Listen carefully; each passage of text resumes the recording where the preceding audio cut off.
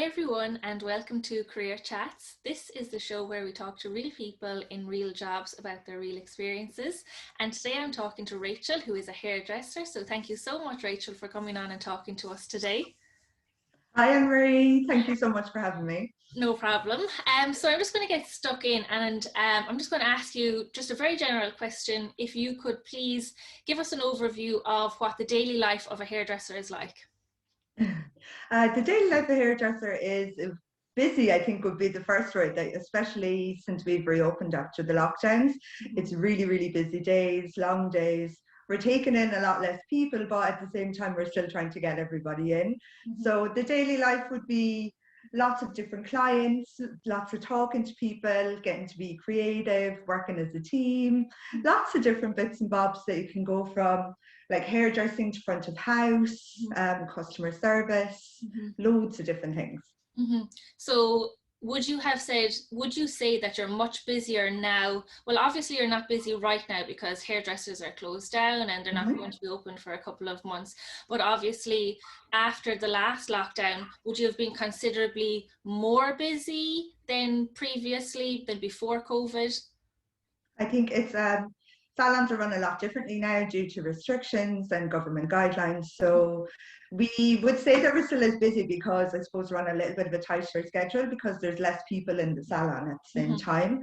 But I would say that we're probably doing maybe longer hours and more days to accommodate everybody getting back into salon because everyone's so keen to get their hair done. Yeah. I think with lockdown, people have missed their hairdresser as much as anyone else, so Yeah. I would find that it is quite busy, yes. Yeah. It's funny because I was talking to my sister-in-law, who's obviously a barber, and I was asking her if she's looking forward to going back to work, and she said, not really, because the first couple of weeks are just going to be mayhem, and there's literally going to be queues going outside the door down the street. And again, because of the restrictions, they can only let in a limited number of people. So Yes. yeah, I can imagine it's fairly full on. So you mentioned in your daily life, obviously, and we all have a fairly good idea of how like a hairdresser runs because we all go to hairdressers or hair salons and things like that. So yeah, you definitely do have the whole like meeting with your clients and meeting with different people. But then there's other things involved as well. Is that right? Like going front of house, is that a requirement? Is that only in some salons? Is that in every salon?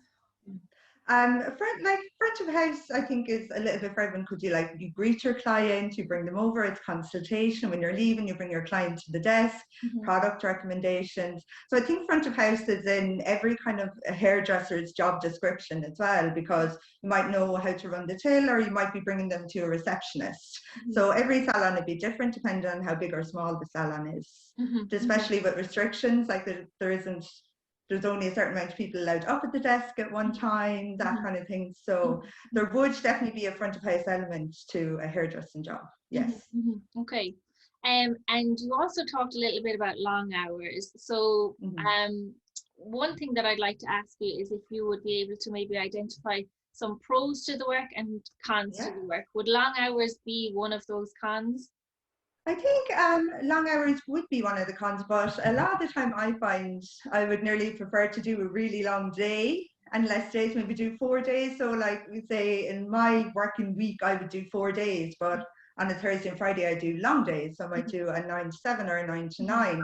But I find when you're as busy as you are, you just keep going anyway. So you don't really notice because you're so busy and, you're so kept going all day that the long hours, you just kind of get used to them, But long hours, I suppose 9 to 9 is always a little bit like, oh God, it's a bit of a con, but at the same time, it kind of flies when you're busy, But as for pros, I would say pros would definitely be to be working in a creative environment every day.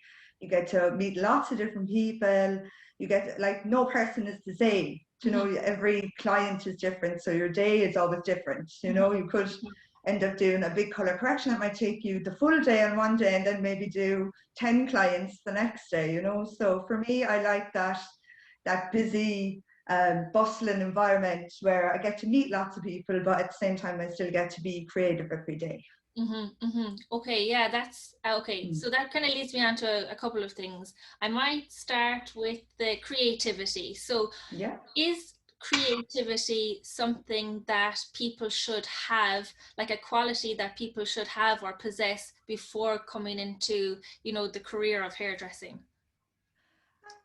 It depends on the person. You know what I mean? Like, I think everybody's creative in their own way. There Mm-hmm. might be people that might be more out there creative when it comes to maybe color, Mm-hmm. but then there's other people who are really technical and really like cutting and upstyling, and that would be more of a technical service. Mm-hmm. So they really like the, we would say, the structure behind creating haircuts. Mm-hmm. Whereas with color, you're, I suppose, a little bit more creative with placement and things like that. But there's definitely like lots of different types of creatives in hairdressing.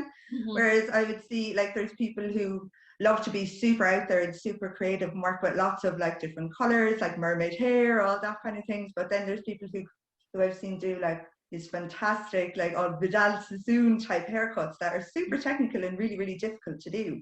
Mm-hmm. So there's an element of creativity, but there's also an element of exceptional skill involved as well. You know what I mean? Mm-hmm.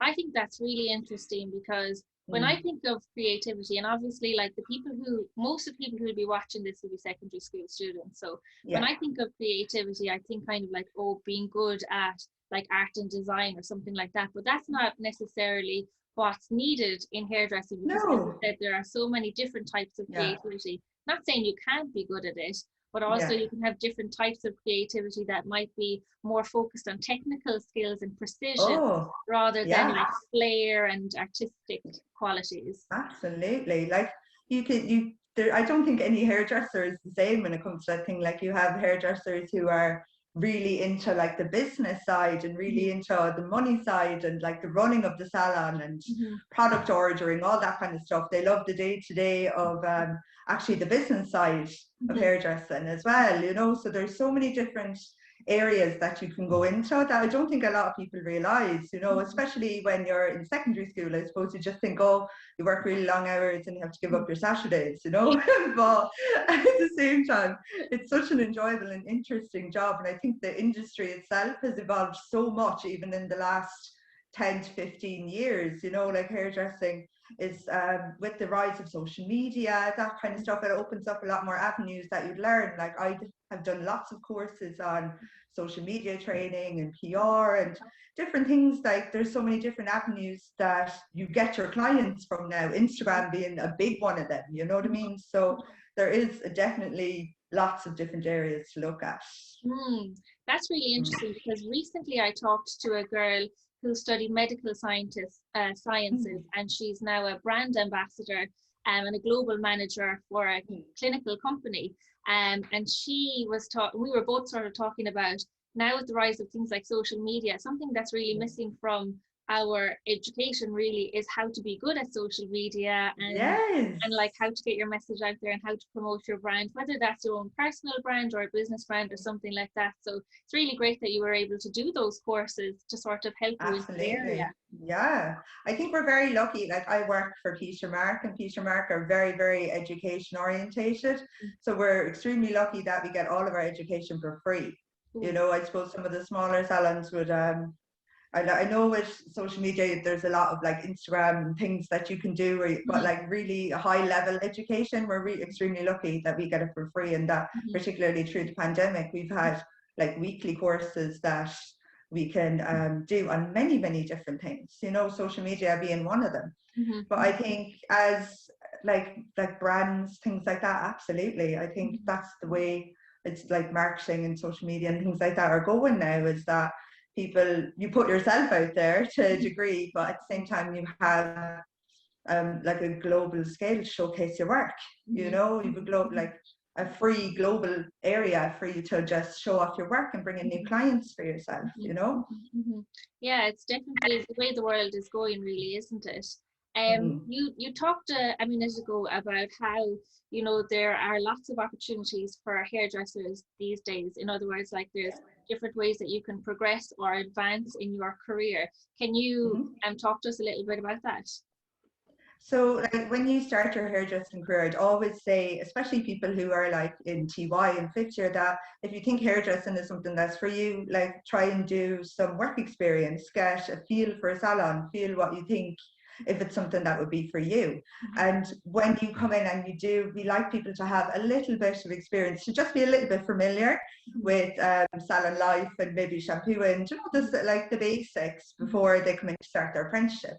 Like an apprenticeship was always, I think, 4 years. It was always 4 years. It was always 4 years of training, but that's starting to be scaled back, like that people are getting trained that little bit earlier, because it's all about getting that experience and being on the floor and like learning how to relate to clients and build a loyal clientele. And a lot about having a loyal clientele is building a friendship, building a rapport with the person that comes into you. They look forward to coming into you and that you get on well, you know what I mean, as well as you being exceptionally trained and having the skill that they're coming in for.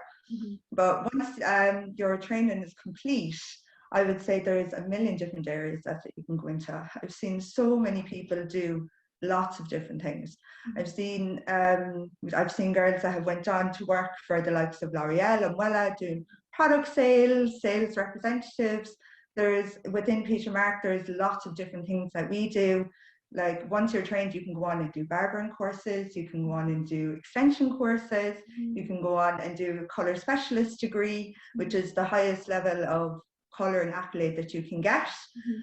There's also different areas that you can go into like that. You can go into front of house, then go on to management and area management. And there's also different scope to even go on into, like, especially when you work for a bigger company, if you're in and around the areas, you could go into like HR and PR and social media and product development and retail experts. Literally the list is endless.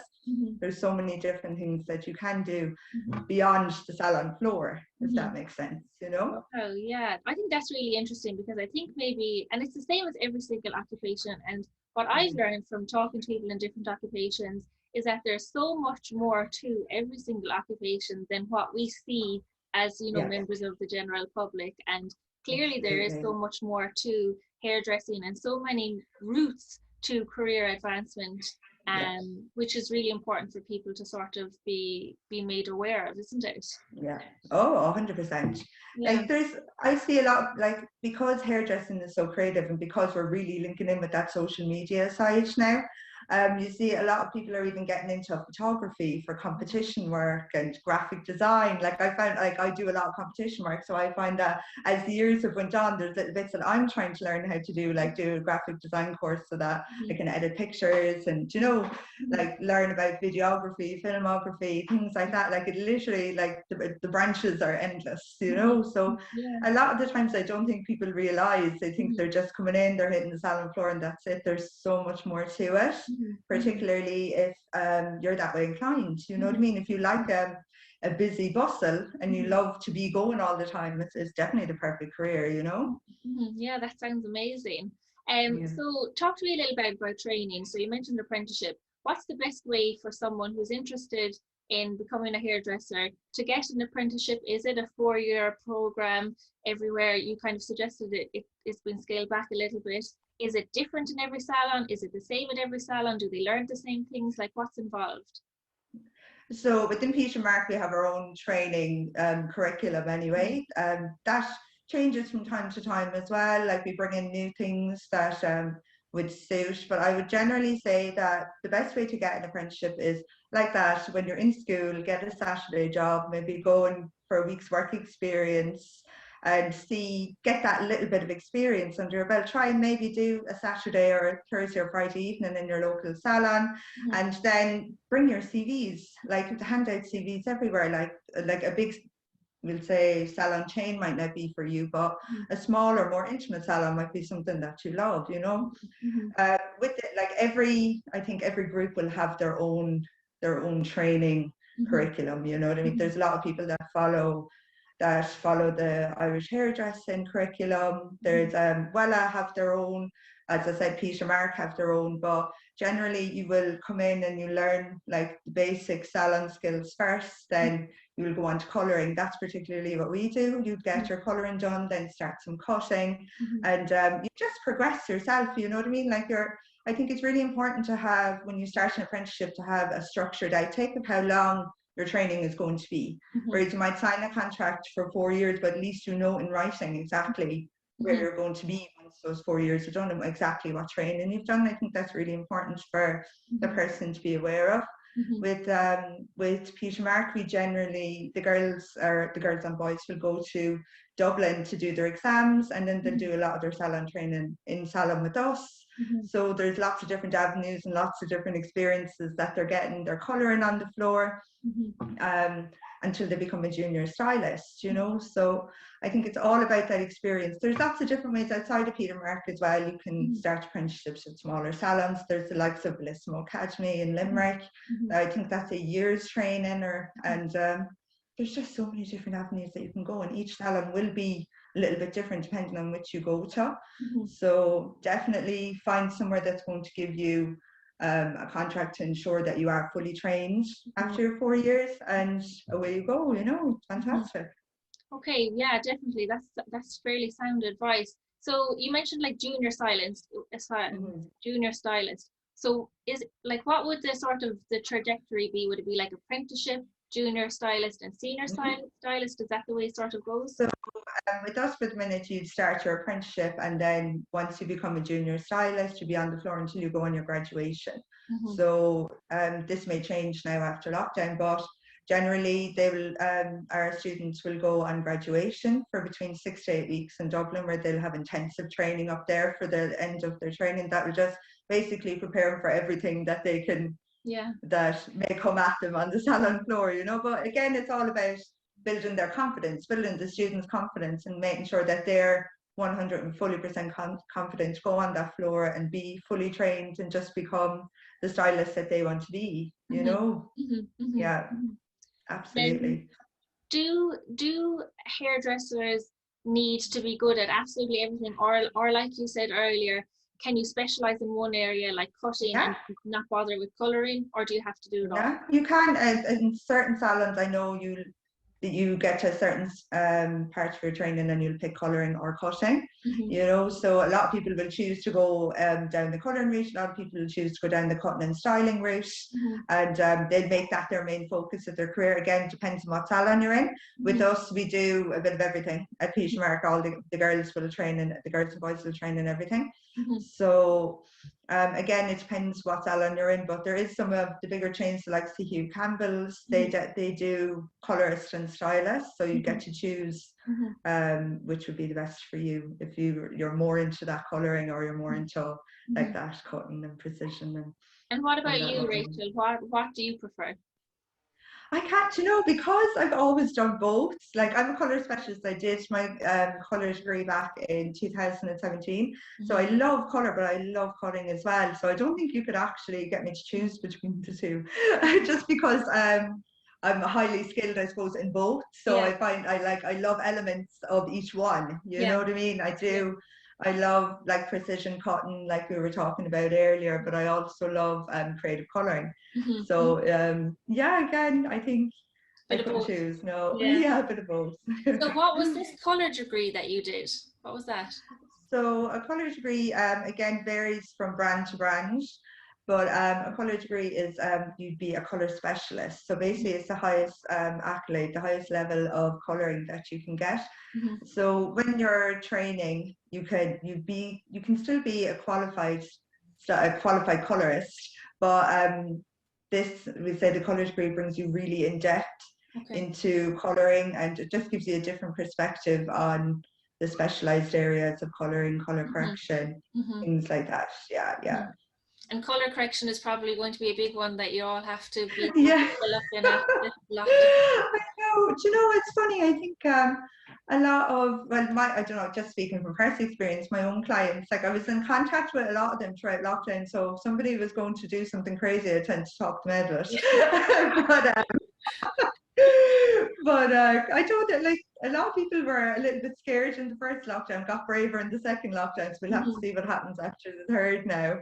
Yeah. It's been, I think, going to end up nearly being the longest one of the lot, you know. Yeah, so, I know. Yeah, like we were talking lots of before. people are experimenting at home, you know what I mean, and doing different little bits. But I think that's going to happen, isn't it?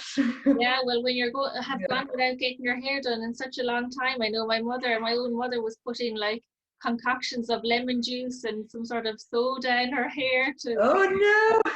Yeah. And oh, I know. I just just think if you're going to colour at home, just stay away from anything that's going to be giving you a massive colour change, yeah, because that's where it can go yeah, disastrously wrong if we're trying to go from like brown to blonde at home, yeah, yeah. Good. That's So if definitely anyone one for wants the to change their, professionals. yeah, yeah, yeah. That's it. Get in touch Yeah. with your professional first, your professional Yeah. Yeah. first, and see what they That's say. it. But, If it's too big of a job, we'll definitely talk you out of it, yeah, yeah, yeah.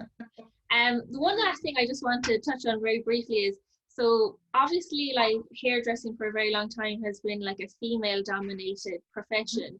Is it continuing, or is it still a female dominated profession? I know you mentioned girls and boys are working in the Yeah. salon, and I know whenever I've gone into Peter Marks, there have been more boys, men working in there. So am I right in saying that it's changing, or what are Yeah. your thoughts on that?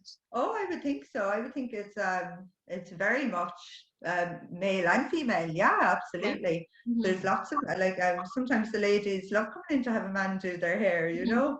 But yeah, it's definitely broadened out a lot more. There's a lot, like even back through, as you say, back to the 50s and 60s, all the big name hairdressers, a lot of them were men, you know, like Yeah. Alison Soon, and even to this day we see like Sam McKnight and Earl Douglas. They're all sometimes they say it's too male dominated, you know, Yeah. in the higher up ones.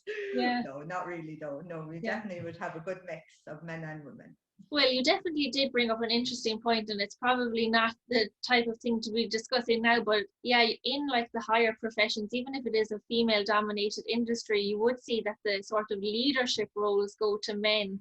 So that would be Yes. sort of reflective of gender inequality in the profession. We see it in teaching as well, in primary teaching and third level teaching, higher education in particular, even though it's a predominantly female dominated profession, the men would Yes. occupy the leadership role. So there's definitely something to that there. Yeah.